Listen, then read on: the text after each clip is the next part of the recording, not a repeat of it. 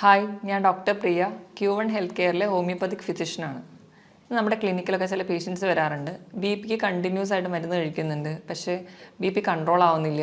അതുപോലെ കാൽപാദത്ത്, അതുപോലെ മുഖത്തൊക്കെ നീരൊക്കെ ആയിട്ട്. ഇതൊക്കെ ഒരു പരിധിവരെ വൃക്കകൾക്കുള്ള രോഗങ്ങൾക്കുണ്ടാവാം. ഇന്ന് നമുക്ക് എന്തൊക്കെ ലക്ഷണങ്ങളാണ് ശരീരം കാണിക്കുന്നത് വൃക്കരോഗങ്ങളുണ്ടെങ്കിൽ എന്ന വിഷയത്തെക്കുറിച്ച് സംസാരിക്കാം.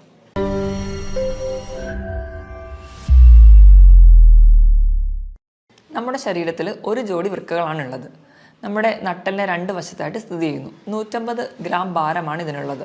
നമ്മുടെ ശരീരത്തിലെ മാലിന്യങ്ങളെയൊക്കെ മൂത്രത്തിലൂടെ പുറന്തള്ളലാണ് പ്രധാന ഫംഗ്ഷൻ. ഇതിനായിട്ട് ഒരു മിനിറ്റിൽ ഏകദേശം 1.25 ലിറ്റർ രക്തം ശുദ്ധീകരിക്കപ്പെടുന്നു. അതായത് ഏകദേശം ഒരു 4 മിനിറ്റ് കൊണ്ട് നമ്മുടെ ശരീരത്തിലെ മൊത്തം രക്തത്തെ ഒരു തവണ ശുദ്ധീകരിക്കാനുള്ള കഴിവ് നമ്മുടെ വൃക്കകൾക്കുണ്ട്. ഈ മാലിന്യങ്ങളെ പുറന്തള്ളുന്നതിന് പുറമെ നമ്മുടെ ശരീരത്തിലെ ലവണങ്ങളെയും അല്ലെങ്കിൽ മറ്റ് ധാതുക്കളുടെ ലെവലൊക്കെ മെയിൻറ്റെയിൻ ചെയ്യാനും, അതുപോലെ നമ്മുടെ വൈറ്റമിൻ ഡി, നമ്മുടെ എല്ലുകൾക്കും പല്ലുകൾക്കൊക്കെ ബലം നൽകുന്ന വൈറ്റമിൻ ഡിയുടെ ആക്റ്റീവ് ഫോമിൽ എത്തിക്കാനും, അതുപോലെ തന്നെ നമ്മുടെ ചുവന്ന രക്താണുക്കളെ ഉൽപ്പാദിപ്പിക്കാൻ വേണ്ടിയിട്ടുള്ള എറിത്രോപോയിറ്റിൻ എന്ന് പറയുന്ന ഹോർമോൺ ഉൽപ്പാദിപ്പിക്കാനും ഒക്കെ നമുക്ക് വൃക്കകളുടെ സഹായം ആവശ്യമാണ്. ഇതോടൊപ്പം തന്നെ നമ്മുടെ ബി.പി കൺട്രോൾ ചെയ്യുന്ന ഫംഗ്ഷനും വൃക്കകൾ ചെയ്യുന്നുണ്ട്. ഈ വൃക്കകളുടെ പൂർണ്ണമായ സ്തംഭനം നമ്മൾ പ്രധാനമായിട്ടും രണ്ടായിട്ട് തരംതിരിച്ചിട്ടുണ്ട്. അതിൽ ഫസ്റ്റ് വണ്ണാണ് അക്യൂട്ട് അല്ലെങ്കിൽ താൽക്കാലികമായിട്ടുള്ള സ്തംഭനം. ഇത് എന്തുകൊണ്ടൊക്കെ ഉണ്ടാവുന്നു നോക്കാം. പ്രധാനമായും എന്തെങ്കിലും അണുബാധകളൊക്കെ ഉണ്ടാകുമ്പോഴാണ് അക്യൂട്ടായിട്ട് കിഡ്നി ഫെയിലിയർ വരിക. മെയിൻലി മലേറിയ അല്ലെങ്കിൽ എലിപ്പനി, ഡെങ്കിപ്പനി തുടങ്ങിയ അസുഖങ്ങൾക്ക് ശേഷം നമുക്ക് കിഡ്നി ഫെയിലിയറുകൾ വരാം. അത് ഒരു താൽക്കാലികമാണ്, പെട്ടെന്നുണ്ടാകുന്ന കുറച്ച് ദിവസങ്ങൾ കൊണ്ടുണ്ടാകുന്ന ഒരു കണ്ടീഷനാണ് അക്യൂട്ട് റീനൽ ഫെയിലിയർ. ഇത് നമുക്ക് പെട്ടെന്നുണ്ടാകുന്ന ചികിത്സകളിലൂടെയൊക്കെ നമുക്ക് കിഡ്നിയെ പഴയ ഫംഗ്ഷനിലോട്ട് തിരിച്ചെത്തിക്കാൻ പറ്റും.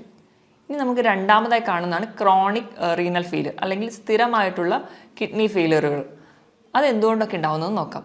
അണുബാധകൾ കൊണ്ടുവരാം, അല്ലെങ്കിൽ ജനിതകമായ മറ്റ് രോഗങ്ങൾ കൊണ്ടുവരാം, അല്ലെങ്കിൽ കണ്ടിന്യൂസ് ആയിട്ടുള്ള സ്റ്റോൺ കിഡ്നിയിൽ ഉണ്ടാകുന്നതുകൊണ്ട്, അതുപോലെ തന്നെ ബി.പി, ഷുഗർ തുടങ്ങിയ രോഗങ്ങളുള്ളവർക്കും ക്രോണിക്കായിട്ട് നിന്ന് അത് കിഡ്നി ഫെയിലിയറിലോട്ട് പോകാം. ഇത് നമ്മൾ തുടക്കത്തിലൊക്കെ അറിയുകയാണെങ്കിൽ നമുക്ക് ചികിത്സിച്ചാൽ ഒരു പരിധി വരെ കൺട്രോൾ ചെയ്യാം. അല്ലെങ്കിൽ കുറച്ചുകൂടെ ഡെവലപ്ഡ് ആയി പോവുകയാണെങ്കിൽ നമുക്ക് ഡയാലിസിസിലോടൊക്കെ പോവേണ്ടി വരുന്നുണ്ട്. ഇനി കിഡ്നിയുടെ രോഗങ്ങളൊക്കെ നമുക്ക് എങ്ങനെ തിരിച്ചറിയാമെന്ന് നോക്കാം. അതിന് പ്രധാനമായും നമ്മൾ ചെയ്യുന്നത് ഒന്നെങ്കിൽ ബ്ലഡ് ടെസ്റ്റ് അല്ലെങ്കിൽ യൂറിൻ ടെസ്റ്റാണ്. ബ്ലഡ് ടെസ്റ്റ് ചെയ്യുമ്പോൾ ആദ്യം തന്നെ നമ്മൾ ഹീമോഗ്ലോബിൻ ലെവൽ നോക്കുമ്പോൾ കിഡ്നി കംപ്ലയിൻ്റ് ഉള്ളവർക്ക് ഹീമോഗ്ലോബിൻ്റെ അളവ് കുറഞ്ഞിരിക്കുന്നത് കാണാം. രണ്ടാമതായിട്ട് നമ്മൾ കിഡ്നി ഫംഗ്ഷൻ ടെസ്റ്റ് ചെയ്യും. അതിൽ യൂറിയയും ക്രിയാറ്റിനുമാണ് നമുക്ക് കൂടുതൽ ഇമ്പോർട്ടൻസ് നൽകുന്നത്. യൂറിയയുടെ നോർമൽ ലെവൽ എന്ന് പറയുന്നത് 5 to 20 ആണ്. അത് കിഡ്നി പേഷ്യൻസിൽ കൂടുതലായിട്ട് നിൽക്കുന്നത് കാണാം. ക്രിയാറ്റിൻ്റെ ലെവൽ 0.6 to 1.2 ആണ്. ഒരു 1.5 മുകളിലെത്തുമ്പോൾ തൊട്ടേ നമ്മൾ കുറച്ചുകൂടി ശ്രദ്ധിക്കേണ്ടിയിരിക്കുന്നു. 2 മുകളിൽ പോവുകയാണെങ്കിൽ, 2 മുകളിൽ പോവുകയാണെങ്കിൽ സ്ഥിതി കുറച്ച് ഗുരുതരമാണ്. അപ്പോൾ കിഡ്നിക്ക് എന്തോ കംപ്ലയിൻസ് ഉണ്ട്, സീരിയസ് ആയിട്ടുള്ള പ്രശ്നമുണ്ട്. അതുകൊണ്ട് നമുക്ക് വേഗം ഒരു ട്രീറ്റ്മെൻറ്റിലോട്ട് പോകേണ്ട ആവശ്യമുണ്ട്. കിഡ്നി ഫെയിലിയറിന് പ്രധാനമായും 3 കാരണങ്ങളാണ് പറയപ്പെടുന്നത്. ഒന്നാമത്തേത് ബി.പി കൺട്രോൾ ചെയ്യാൻ പറ്റാതെ പോകുന്നത്, രണ്ടാമത്തേത് ഡയബറ്റിസ് കൺട്രോൾ ചെയ്യാൻ പറ്റാതെ പോകുന്നത്, മൂന്നാമത്തേത് പാരമ്പര്യമായിട്ട് എന്തെങ്കിലും കിഡ്നി രോഗങ്ങളുള്ള കുടുംബങ്ങളിലുള്ളവർക്കും ഇത് കാണുന്നുണ്ട്. ഇനി നമ്മുടെ കിഡ്നിക്ക് എന്തെങ്കിലും രോഗങ്ങളൊക്കെ ബാധിച്ചിട്ടുണ്ടെങ്കിൽ, അല്ലെങ്കിൽ ക്രോണിക് കിഡ്നി ഫെയിലിയറിലോട്ടൊക്കെ പോകുമ്പോഴേക്കും നമ്മുടെ ശരീരം പല ലക്ഷണങ്ങൾ കാണിക്കും. ഇതെന്തൊക്കെയാണ് ഈ അടയാളങ്ങളെന്ന് നമുക്ക് നോക്കാം. ഇതിൽ ഒന്നാമത്തേതാണ് അമിതമായ ക്ഷീണം.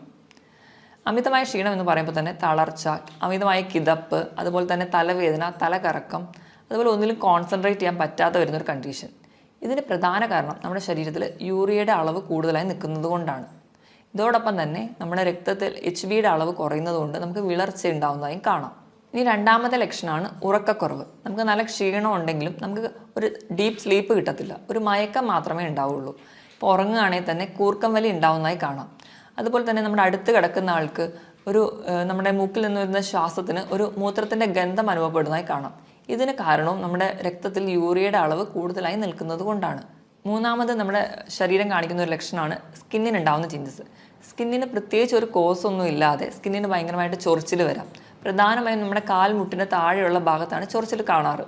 ഇപ്പോൾ ഡയബറ്റീസും കൂടെയുള്ള കിഡ്നി പേഷ്യൻസിനാണെങ്കിൽ ഇതിൽ കാലിൻ്റെ ആ ഭാഗത്ത് കറുത്ത നിറം കൂടി കാണാം. ഇതിന് കാരണം മൂത്രത്തിലൂടെ നമ്മുടെ പോയിസണസ് ആയിട്ടുള്ള സബ്സ്റ്റൻസ് ഒന്നും പുറന്തള്ളാതെ അത് നമ്മുടെ രക്തത്തിലായി തന്നെ നിൽക്കുന്നത് കൊണ്ടാണ് ഇങ്ങനെ ചൊറിച്ചിലും അതുപോലെ ഈ കറുത്ത നിറമൊക്കെ കാണുന്നത്. നാലാമതായി ശരീരം കാണിക്കുന്ന ഒരു ലക്ഷണമാണ് ഇടയ്ക്കിടയ്ക്ക് മൂത്രം ഒഴിക്കാനുള്ളൊരു ടെൻഡൻസി. പക്ഷേ നമുക്ക് മൂത്രം ഒഴിക്കാനൊക്കെ പോയി ഇരുന്നാലും മൂത്രം പോകത്തില്ല. ആ ഒരു ടെൻഡൻസി മാത്രമേ കാണിക്കുള്ളൂ. ഇത് കൂടുതലായും കാണുന്നത് രാത്രി സമയത്താണ്. അഞ്ചാമതായി കാണുന്ന ഒരു ഫീച്ചറാണ് മൂത്രത്തിൽ കലക്കലായിട്ട് കാണുന്നത്. അതായത് നമ്മുടെ മൂത്രത്തിൽ ബ്ലഡ് കൂടി മിക്സ് ചെയ്തിട്ട് പോകും. ചിലപ്പോൾ മൂത്രം ഒഴിക്കുന്നതിൻ്റെ തുടക്കത്തിൽ കുറച്ച് ബ്ലഡ് പോകും, അത് കഴിഞ്ഞിട്ടായിരിക്കും മൂത്രം പോകുന്നത്. അല്ലെങ്കിൽ ഒരു കലങ്ങിയ സ്റ്റേറ്റിലായിരിക്കും കാണുക. നമ്മൾ ചെളി വെള്ളത്തിൽ കുഴച്ച പോലെ ഒരു കലങ്ങിയ അവസ്ഥയിൽ ആണ് യൂറിൻ പോവാറ്. നമ്മൾ എത്ര വെള്ളം കുടിച്ചാലും ഇതൊരു കലക്കലായി തന്നെ തുടരുന്നെങ്കിൽ അതെന്തെങ്കിലും ഒരു കിഡ്നി ഡിസീസ് ഉള്ളവരിലാണ് കൂടുതലായും കാണുന്നത്. ആറാമതായി കാണുന്ന ഒരു ഫീച്ചറാണ് മൂത്രത്തിൽ പതയായിട്ട് കാണുന്നത്. അത് നമ്മുടെ മുട്ടയുടെ വെള്ളയൊക്കെ എടുത്ത് അടിച്ച് പതപ്പിച്ച് കഴിഞ്ഞാൽ നമ്മുടെ പാത്രത്തിൻ്റെ സൈഡിൽ ഇങ്ങനെ കുമിള പോലെ പറ്റി പിടിച്ചിരിക്കുന്നില്ലേ, ആ ഒരു സ്റ്റേറ്റിൽ നമ്മുടെ മൂത്രം പോകുമ്പോൾ കാണാൻ പറ്റും.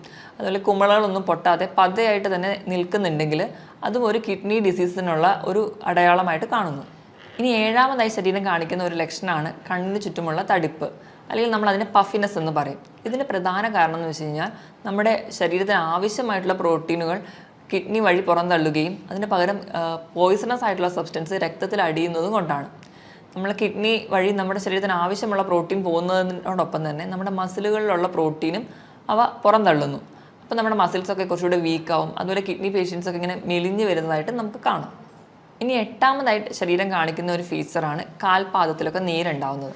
ഇതിന് പ്രധാന കാരണം എന്ന് വെച്ചിട്ടുണ്ടെങ്കിൽ നമ്മുടെ കിഡ്നിയുടെ എന്തെങ്കിലും ഡിസീസസ് വന്ന് കിഡ്നി ഫെയിലർ ആയിട്ടുണ്ടെങ്കിൽ നമ്മൾ വേണ്ടത്ര രീതിയിൽ ബ്ലഡൊക്കെ ഒന്നും പ്യൂരിഫൈ ചെയ്യാതെ പോകും. അപ്പോൾ ഈ ഫ്ലൂയിഡ് എല്ലാം കൂടി റിട്ടെയിൻ ചെയ്യുന്നതുകൊണ്ട്, ഫ്ലൂയിഡ് ഇങ്ങനെ കെട്ടിക്കിടക്കുന്നതുകൊണ്ടാണ് കാൽപാദത്തിന് നീര് വരിക. പല കാരണങ്ങൾ കൊണ്ട് നമുക്ക് കാലിലൊക്കെ നീര് വരാം. ചില സന്ധിവാതങ്ങൾ കൊണ്ടുവരാം, അല്ലെങ്കിൽ യൂറിക് ആസിഡിൻ്റെ പ്രശ്നം കൊണ്ടൊക്കെ വരാം. പക്ഷേ ഈ നീരും നമ്മുടെ കിഡ്നി ഡിസീസിനുള്ള നീരും രണ്ടും രണ്ടായിരിക്കും. നമ്മൾ ചിലപ്പോൾ കാല് തൂക്കിയിടുമ്പോഴേക്കും ഈ കിഡ്നി ഡിസീസ് ഉള്ളവർക്ക് നീര് പെട്ടെന്ന് വരുന്നത് കാണാം. അതുപോലെ തന്നെ നമ്മൾ കാല് പൊക്കി വെച്ചതുകൊണ്ട് ഈ നീര് പെട്ടെന്ന് കുറയുന്നതായിട്ട് കാണാൻ പറ്റില്ല. ഇത് തന്നെ വെച്ച് നമുക്ക് ഡിഫറൻഷ്യേറ്റ് ചെയ്യാം, ഇത് കിഡ്നി ഡിസീസസ് കൊണ്ടാണോ അതോ മറ്റ് സന്ധി രോഗങ്ങൾ കൊണ്ടാണോ ഉണ്ടാവുന്നതെന്ന്. ഒമ്പതാമതായി ശരീരം കാണിക്കുന്ന ഒരു ലക്ഷണമാണ് വിശപ്പില്ലായ്മ. നമ്മൾ എത്ര പട്ടിണി കിടന്നാലും നമുക്ക് പ്രത്യേകിച്ച് ഒരു വിശപ്പൊന്നും തോന്നത്തില്ല. അതുപോലെ തന്നെ മറ്റു ചിലർക്കാണെങ്കിൽ ഭക്ഷണം കാണുമ്പോൾ അല്ലെങ്കിൽ ഭക്ഷണത്തിൻ്റെ സ്മെല്ലടിക്കുമ്പോഴേക്കും ഓക്കാനോ ഉണ്ടാവും. ഇതിന് കാരണവും നമുക്ക് ശരീരത്തിലെ യൂറിയയുടെ അളവ് കൂടുമ്പോൾ അത് കിഡ്നിക്ക് മുകളിൽ കരളിനെയും ബാധിക്കുന്നു. അതുവഴിയാണ് നമുക്ക് വിശപ്പില്ലായ്മ ഉണ്ടാവാനുള്ള ഒരു കാരണം. ഇനി അവസാനത്തെ ലക്ഷണമാണ് മസിൽ ക്രാംസ്, അല്ലെങ്കിൽ മസിൽസിൻ്റെ കോച്ചിപ്പിടുത്തം. ഇതിന് കാരണം നമ്മുടെ കിഡ്നി വഴി കാൽസ്യത്തിന് കൂടുതലായിട്ട് പുറന്തള്ളുകയും അതുപോലെ പൊട്ടാസ്യം രക്തത്തിൽ കൂടുന്നതും കൊണ്ടാണ് നമുക്ക് കോച്ചിപ്പിടുത്തമൊക്കെ ഉണ്ടാവുന്നത്. ഈ മുകളിൽ പറഞ്ഞ 10 ലക്ഷണങ്ങളിൽ 3 മുതൽ 4 ലക്ഷണങ്ങൾ തുടർച്ചയായിട്ട് ഒരു രോഗിയിൽ തന്നെ കാണുന്നുണ്ടെങ്കിൽ നമ്മളത് ശ്രദ്ധിക്കേണ്ടതാണ്. എത്രയും പെട്ടെന്ന് ഒരു ഡോക്ടറെ കാണിക്കേണ്ടതാണ്. അപ്പോൾ തന്നെ നമ്മൾ യൂറിനും അതുപോലെ ബ്ലഡൊക്കെ ടെസ്റ്റ് ചെയ്ത് കിഡ്നി ഡിസീസ് ഇല്ല എന്ന് ഉറപ്പ് വരുത്തേണ്ടതാണ്. ഇനിയിപ്പോൾ BP അല്ലെങ്കിൽ ഷുഗറോ ഒക്കെയുള്ള രോഗികൾ, അല്ലെങ്കിൽ പാരമ്പര്യമായിട്ട് ഇങ്ങനത്തെ കിഡ്നി ഡിസീസ് ഉള്ളവരാണെങ്കിൽ ഇതിലൊരു 2 ലക്ഷണങ്ങൾ കുറച്ച് കാലമായിട്ട് നിൽക്കുന്നുണ്ടെങ്കിൽ എത്രയും പെട്ടെന്ന് ഒരു ഫിസിഷ്യനെ കാണേണ്ടതാണ്. ഇനി ഈ മുകളിൽ പറഞ്ഞ 10 ലക്ഷണങ്ങൾ ഏതെങ്കിലുമൊക്കെ നമ്മുടെ ശരീരം കാണിക്കാൻ തുടങ്ങിക്കഴിഞ്ഞാൽ നമ്മൾ കിഡ്നിക്ക് വേണ്ടത്ര ശ്രദ്ധ നൽകണം എന്നാണ് അർത്ഥം. അപ്പം എന്തൊക്കെ ലൈഫ് സ്റ്റൈൽ ചേഞ്ചസ് ആണ് വരുത്തേണ്ടതെന്ന് നോക്കാം. ഇതിൽ ഒന്നാമതാണ് ധാരാളം വെള്ളം കുടിക്കുക. ഒരു ഹെൽത്തി ആയിട്ടുള്ള ഒരാളാണെങ്കിൽ ദിവസം ഒരു 3 ലിറ്റർ വെള്ളം കുടിക്കുക, അതായത് ഒരു 15 ഗ്ലാസ് വെള്ളമെങ്കിലും കുടിക്കണം. ഇപ്പോൾ കിഡ്നി ഡിസീസൊക്കെ സ്റ്റാർട്ട് ചെയ്തു പക്ഷേ ഡയാലിസിസിലോട്ടൊന്നും എത്തിയിട്ടില്ലാത്ത ഒരാളാണെങ്കിൽ വെള്ളം കുടിക്കുന്നതിൻ്റെ അളവും മൂത്രം ഒഴിക്കുന്നതിൻ്റെ അളവും തമ്മിൽ ഒരു അനുപാതമുണ്ട്. അവരൊഴിക്കുന്ന മൂത്രത്തിൽ നിന്നിൻ്റെ കൂടെ ഒരു 600 മില്ലി കൂടി കൂട്ടിയിട്ട് വേണം അവർ വെള്ളം കുടിക്കാൻ. ഇപ്പം 2 ലിറ്ററാണ് ഒരാൾ ഒഴിക്കുന്ന മൂത്രമെങ്കിൽ അവർ കുടിക്കേണ്ട വെള്ളത്തിൻ്റെ അളവ് 2600 മില്ലി ലിറ്ററാണ്. രണ്ടാമതായിട്ട് പുകവലി പൂർണ്ണമായി നിർത്തുക. അതിന് ഒന്നാമത്തെ പറയുന്ന കാരണം എന്ന് വെച്ചിട്ടുണ്ടെങ്കിൽ നമ്മൾ പുകവലി ഉള്ളവരിൽ ഓക്സിജൻ ക്യാരിയിങ് കപ്പാസിറ്റി, ഓക്സിജൻ്റെ അളവ് കുറയുന്നതായിട്ട് കാണാം. രണ്ടാമതായിട്ട് പുകവലി മൂലം ഉണ്ടാകുന്ന കെമിക്കൽസ് നമ്മുടെ രക്തക്കൊള്ളുകൾ അടിയുകയും അത് നമ്മുടെ ചെറിയ രക്തക്കൊള്ളുകൾക്ക് നാശം ഉണ്ടാക്കുകയും ചെയ്യുന്നു. ഇതുവഴി നമ്മുടെ വൃക്കകൾക്കുള്ള രക്തയോട്ടം കുറയ്ക്കുകയും ചെയ്യുന്നുണ്ട്. അതുപോലെ തന്നെ ഈ പുകവലി ഉള്ളവരിലാണ് കൂടുതലായിട്ടും ഇപ്പോൾ കിഡ്നി ക്യാൻസേഴ്സും അല്ലെങ്കിൽ മറ്റ് ഗ്രോത്തുകളും കിഡ്നിയിൽ ഉണ്ടാകുന്നത് കൂടുതലായി കാണുന്നത് പുകവലി ഉള്ളവരിലാണ്. മൂന്നാമതായിട്ട് മദ്യപാനം, അതുപോലെ തന്നെ പ്രിസർവേറ്റീവ്സ് ആഡ് ചെയ്തിട്ടുള്ള ഡ്രിങ്ക്സും സോഫ്റ്റ് ഡ്രിങ്ക്സൊക്കെ പൂർണ്ണമായും നിർത്തുക. ഈ മദ്യപാനം ഒക്കെ ഉള്ളവരിൽ ഇലക്ട്രോലൈറ്റ് ബാലൻസ്, അതായത് നമ്മുടെ ധാതുക്കളുടെയും ലവണങ്ങളുടെയൊക്കെ ബാലൻസ് പ്രോപ്പറായിട്ട് കാണില്ല. അതുപോലെ തന്നെ ശരീരത്തിന് വേണ്ട ആവശ്യമായിട്ടുള്ള വെള്ളം ഈ മദ്യപാനികളിൽ കുറവായിട്ട് കാണാം. അവർക്ക് ഡീഹൈഡ്രേഷൻ കൂടുതലായിട്ട് കാണുന്നുണ്ട്. നാലാമതായിട്ട് അമിതവണ്ണം, ഓവർ വെയിറ്റ് ഒക്കെ ഉണ്ടെങ്കിൽ അത് മാക്സിമം കൺട്രോൾ ചെയ്യാൻ ശ്രദ്ധിക്കണം. അമിതവണ്ണമുള്ളവർക്കൊക്കെ വൃക്കയിലെ മുകളിൽ ഉണ്ടാകുന്ന ഓവർലോഡ് അല്ലെങ്കിൽ പ്രഷർ കൂടുതലാണ്. അത് നമ്മുടെ വൃക്കകൾക്ക് പെട്ടെന്ന് രോഗങ്ങൾ ഉണ്ടാവാനുള്ള കാരണമാകുന്നു. അതുകൊണ്ട് തന്നെ അമിതവണ്ണം ഉള്ളവരാണെങ്കിൽ അത് കൺട്രോൾ ചെയ്യാൻ ശ്രദ്ധിക്കുക. അതിനായിട്ട് കൃത്യമായിട്ട് വ്യായാമം ചെയ്യുക. ആഴ്ചയിൽ 5 ദിവസമെങ്കിലും കഴിയുന്നൊരു 45 മിനിറ്റ് മുതൽ 1 മണിക്കൂർ വരെ ചെറിയ തോതിലുള്ള വ്യായാമങ്ങൾ, രാവിലെ എണീറ്റ് നിരപ്പായ സ്ഥലത്തൂടെ നടക്കുക, അതായത് പറ്റുന്ന രീതിയിലുള്ള എക്സസൈസുകളൊക്കെ ചെയ്യുക. ഇത് നമ്മുടെ ശരീരം കുറച്ചുകൂടി ഹെൽത്തി ആയിട്ട് നിൽക്കും. അതുപോലെ തന്നെ വണ്ണം കുറയ്ക്കാം, ബി.പിയും ഷുഗറും ഒക്കെ കൺട്രോൾ ചെയ്യാൻ പറ്റും. അതുപോലെ തന്നെ എല്ലാ ഭാഗത്തേക്കുള്ള ബ്ലഡ് സപ്ലൈ പ്രോപ്പറായിട്ട് നടത്താനും വ്യായാമത്തിന് സഹായിക്കും. ഇനി ആറാമതായിട്ട് നമുക്ക് ചെയ്യാൻ പറ്റുന്നൊരു കാര്യമാണ്, നമുക്ക് ബി.പി ഉണ്ടെങ്കിൽ, അതായത് രക്തസമ്മർദ്ദമോ അതുപോലെ ഷുഗറൊക്കെ ഉള്ളവരാണെങ്കിൽ അത് കൺട്രോൾ ചെയ്യാൻ ശ്രദ്ധിക്കുക. നമ്മുടെ ഭക്ഷണത്തിലൂടെ കൺട്രോൾ ചെയ്യുക. അപ്പോൾ എന്തെങ്കിലും മെഡിസിൻസ് ഒക്കെ എടുക്കുകയാണെങ്കിൽ കൃത്യസമയത്ത് തന്നെ മെഡിസിൻ കഴിക്കാൻ വേണ്ടി ശ്രദ്ധിക്കുക. അതുവഴി നമുക്കൊരു പരിധി വരെ കിഡ്നി ഡിസീസിലോടൊന്നും എത്താതെ നമ്മുടെ ശരീരത്തിനെ പ്രൊട്ടക്റ്റ് ചെയ്യാൻ പറ്റും. അടുത്തതായിട്ട് ചിലരൊക്കെ ആണെങ്കിൽ നമുക്ക് ചെറിയ വേദനകളോ ഒക്കെ വരുമ്പോൾ തന്നെ ഡോക്ടറൊന്നും കാണാതെ സ്വന്തമായിട്ട് മെഡിസിൻസ്, അതായത് പെയിൻ കില്ലേഴ്സൊക്കെ കഴിക്കുന്നവരിൽ കിഡ്നി ഡിസീസസ് കൂടുതലായി കാണുന്നുണ്ട്. അതുകൊണ്ട് തന്നെ നമ്മൾ മാക്സിമം സ്വന്തം ചികിത്സിക്കാതെ ഒരു ഡോക്ടറെ എപ്പോഴും കൺസൾട്ട് ചെയ്യാൻ ശ്രദ്ധിക്കുക. ഇനി ലാസ്റ്റായിട്ട് നമുക്ക് ഫുഡിൽ എന്തൊക്കെ ചേഞ്ചസ് വരുത്തണം നോക്കാം. നമ്മൾ നോർമലി ഹെൽത്തി ആയിരിക്കുമ്പോൾ കഴിക്കുന്ന ഒരു ഫുഡിൽ 1/4 ഭാഗം മാത്രമേ നമുക്കിപ്പോൾ ഒരു കിഡ്നി ഡിസീസ് ഉണ്ടെങ്കിൽ കഴിക്കാൻ പാടുള്ളൂ. അതുപോലെ തന്നെ നമുക്ക് പ്രോട്ടീൻ, നോർമലി ഹെൽത്തി ആയിട്ടുള്ള ഒരാളാണെങ്കിൽ 1 കിലോ ആണ് നമ്മുടെ ബോഡി വെയിറ്റെങ്കിൽ അതിനനുസരിച്ച് 1 ഗ്രാം പ്രോട്ടീനാണ് കഴിക്കേണ്ടത്. അതായത് 80 കിലോ ഉള്ള ഒരാളാണെങ്കിൽ ഒരു ദിവസം 80 ഗ്രാം പ്രോട്ടീൻ കഴിക്കണമെന്നാണ് നോർമലി പറയാറ്. പക്ഷേ ഒരു കിഡ്നി പേഷ്യൻസ് ആണെങ്കിൽ 1 കിലോ ബോഡി വെയ്റ്റിന് 0.8 ഗ്രാം മാത്രമേ പ്രോട്ടീൻ കഴിക്കാവൂ. അതായത് ഒരു 70 കിലോ ഉള്ള ഒരാളാണെങ്കിൽ 40 ഗ്രാം പ്രോട്ടീൻ മാത്രമേ ഒരു ദിവസം കഴിക്കാൻ പാടുള്ളൂ.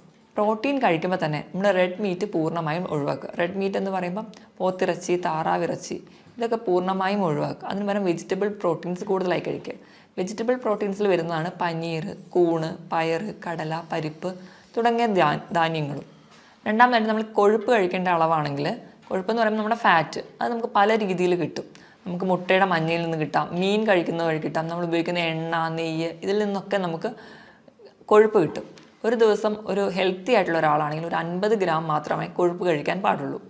പക്ഷേ ഒരു കിഡ്നി ഡിസീസ് ഉള്ള ഒരാളാണെങ്കിൽ അതിൻ്റെ പകുതി മാത്രമേ ഒരു ദിവസം കൺസീവ് ചെയ്യാൻ പാടുള്ളൂ. ഇനി ലാസ്റ്റായിട്ട് ലവണങ്ങൾ എന്ന് പറയുമ്പോൾ സോഡിയം ഉണ്ട്, പൊട്ടാസ്യം, കാൽസ്യം, ഫോസ്ഫറസ് ഒക്കെ ഉണ്ട്. ഇതിൻ്റെ ലെവൽ എങ്ങനെ മെയിൻറ്റെയിൻ ചെയ്യാം? കൂടുതലായിട്ടും ഈ ലവണങ്ങളൊക്കെ ഉള്ളത് നമ്മുടെ പച്ചക്കറികളിലാണ്. അപ്പോൾ നമ്മൾ പച്ചക്കറികളൊക്കെ കഴിക്കുമ്പോൾ അതാദ്യം വേവിച്ച് അതിൻ്റെ വെള്ളം ഊറ്റി കളഞ്ഞിട്ട് വേണം കഴിക്കാൻ. ഈ ഒരു പ്രോസസ്സിന് നമ്മൾ ലീച്ചിങ് എന്നാണ് പറയുക. ഇപ്പോൾ ഇലക്കറികളിലാണെങ്കിൽ കോളിഫ്ലവർ, ബ്രക്കോളി, ക്യാബേജ് ഇതൊക്കെ വൈറ്റമിൻ സി നിറഞ്ഞതുമാണ്. അതുപോലെ തന്നെ നമ്മുടെ കിഡ്നി ഡിസീസൊക്കെ പ്രിവെൻറ്റ് ചെയ്യാൻ വളരെ നല്ലതാണ്. പക്ഷേ ഇതൊക്കെ കഴിക്കുന്നതിനോടൊപ്പം തന്നെ ഇത് വേവിച്ച് ഇതിൻ്റെ വെള്ളം ഊറ്റി കളഞ്ഞിട്ട് വേണം കഴിക്കാനെന്ന് ശ്രദ്ധിക്കുക. പൊതുവെ എല്ലാ രോഗങ്ങൾക്കും നമ്മൾ ഫ്രൂട്ട്സും വെജിറ്റബിൾസും ആണ് കൂടുതലായിട്ട് കഴിക്കാൻ പറയുക. അപ്പോൾ നമ്മൾ ഫ്രൂട്ട്സ് കഴിക്കുകയാണെങ്കിലും ഒരു പരിധിയിൽ കൂടുതൽ കഴിക്കരുത്. കാരണം ഫ്രൂട്ട്സിലൊക്കെ കൂടുതലും പൊട്ടാസ്യമാണ് അടങ്ങിയിരിക്കുന്നത്. അപ്പോൾ പൊട്ടാസ്യം കൂടുതൽ ചെന്നിട്ടുണ്ടെങ്കിൽ അത് കിഡ്നി ഡിസീസിന് കൂടുതൽ ബുദ്ധിമുട്ടുണ്ടാക്കുകയേ ഉള്ളൂ. അപ്പോൾ പൊട്ടാസ്യം കുറഞ്ഞുള്ള ഫ്രൂട്ട്സാണ് ആപ്പിള്, പൈനാപ്പിൾ, അതുപോലെ തന്നെ ബെറി. ഇതിലൊക്കെ പൊട്ടാസ്യം വളരെ കുറവാണ്. ഇതൊക്കെ കൂടുതലായിട്ടും കഴിക്കാൻ വേണ്ടി ശ്രദ്ധിക്കുക. അതുപോലെ പേരയ്ക്ക പൊട്ടാസ്യം കുറഞ്ഞൊരു ഫ്രൂട്ടാണ്. ഇനി പൊട്ടാസ്യം കുറച്ച് കൂടുതലായിട്ട് നിൽക്കുന്ന ഫ്രൂട്ട്സുകളാണ് മാതളം, അതുപോലെ ഓറഞ്ച്, ഏത്തപ്പഴം, അതുപോലെ കരിക്കിലും പൊട്ടാസ്യം കൂടുതലായിട്ട് നിൽക്കുന്നുണ്ട്. കരിക്കൊക്കെ കിഡ്നി പേഷ്യൻസ് സ്ഥിരമായിട്ട് ഉപയോഗിക്കാതിരിക്കുന്നതാണ് നല്ലത്. ഇനിയിപ്പോൾ നമ്മൾ ഏത്തപ്പഴമൊക്കെ കഴിക്കുകയാണെങ്കിൽ അത് പുഴുങ്ങി കഴിക്കുമ്പോൾ പൊട്ടാസ്യം ഒരുപാട് വെള്ളത്തിലൂടെ നഷ്ടപ്പെടുന്നുണ്ട്.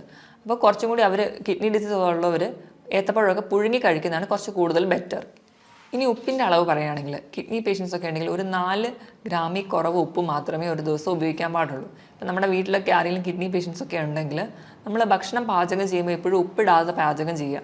എന്നിട്ട് അവർക്ക് വേണ്ടിയിട്ടുള്ള ഒരു പോർഷൻ മാറ്റി വെച്ച് അതിൽ വളരെ കുറച്ച് ഉപ്പ് മാത്രം ചേർക്കുക. എങ്കിൽ മാത്രമേ നമുക്ക് ആ ഉപ്പിൻ്റെ ലെവൽ മെയിൻറ്റെയിൻ ചെയ്യാൻ പറ്റുള്ളൂ. നമുക്കറിയാം, നമ്മൾ സയൻസും അല്ലെങ്കിൽ മെത്തേഡ്സൊക്കെ ഇത്രയും ഡെവലപ്ഡ് ആയിട്ട് നിൽക്കുന്ന ഒരു സ്റ്റേജിലാണെങ്കിൽ പോലും കിഡ്നിയെ പോലെ തന്നെ ഏറ്റവും ചെറിയ മൈന്യൂട്ടായിട്ടുള്ള മാലിന്യങ്ങൾ പോലും പുറന്തള്ളാൻ പറ്റുന്ന ഒരു മെക്കാനിസം അല്ലെങ്കിൽ ഒരു മെഷീനും ഇന്ന് വരെ കണ്ടുപിടിക്കാൻ പറ്റിയിട്ടില്ല. ഇപ്പോൾ ഡയാലിസിസ് മെഷീൻസും ഒക്കെ ഉണ്ടെങ്കിലും അതും ഒരു കിഡ്നി ഫംഗ്ഷൻ ചെയ്യുന്ന പോലെ നമുക്ക് ഫംഗ്ഷൻ ചെയ്യാൻ പറ്റത്തില്ല. അപ്പോൾ മുകളിൽ പറഞ്ഞ പോലെ കൃത്യമായിട്ട് ഡയറ്റും അല്ലെങ്കിൽ കൃത്യമായിട്ട് തന്നെ നമ്മളെ ജീവിതശൈലികളിലൊക്കെ മാറ്റം വരുത്തിയാലും അല്ലെങ്കിൽ കൃത്യമായി വ്യായാമം ചെയ്യുന്നത് വഴി ഒരു പരിധി വരെയൊക്കെ നമുക്ക് കിഡ്നി ഡിസീസസ് കൺട്രോൾ ചെയ്യാൻ പറ്റും. ഇതിനോടൊപ്പം തന്നെ കിഡ്നി രോഗങ്ങൾക്കുള്ള ഫലപ്രദമായ ചികിത്സയും ഹോമിയോപ്പതിയിലൂടെ ലഭ്യമാണ്. ഇനി മറ്റൊരു ഹെൽത്ത് ടോപ്പിക്കുമായിട്ട് വീണ്ടും കാണുന്നതുവരെ നന്ദി.